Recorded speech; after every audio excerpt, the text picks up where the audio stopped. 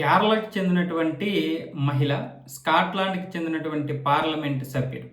వీళ్ళిద్దరూ 9 సంవత్సరాల క్రితం కలుసుకున్నారు, ప్రేమించుకున్నారు. స్కాట్లాండ్‌లో చట్టబద్ధంగా పెళ్లి చేసుకున్నారు.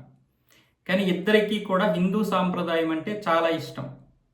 ఆవిడని పెళ్లి చేసుకోవడానికి కారణం ఏంటంటే, భారతదేశానికి చెందినటువంటి కేరళ యువతి అని చెప్పి ఆయన మన సంస్కృతి సాంప్రదాయాలు నచ్చి వివాహం చేసుకున్నాడు.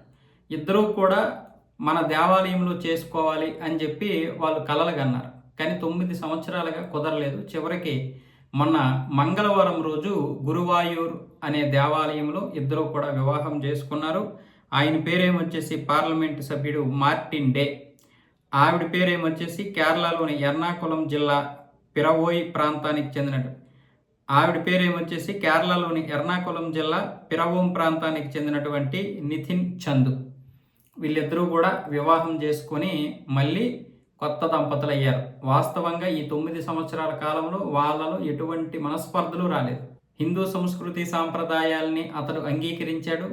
అలాగే ఆవిడ కూడా ఆయన యొక్క సంస్కృతి సాంప్రదాయాలను కూడా అంగీకరించి ఇద్దరు ఇష్టపూర్వకంగానే చేసుకున్నారు. ముఖ్యంగా అతని యొక్క కోరిక 9 సంవత్సరాల కోరిక తీరిందని చెప్పి ఎక్స్‌లో వీళ్ళైతే పోస్ట్ పెట్టారు.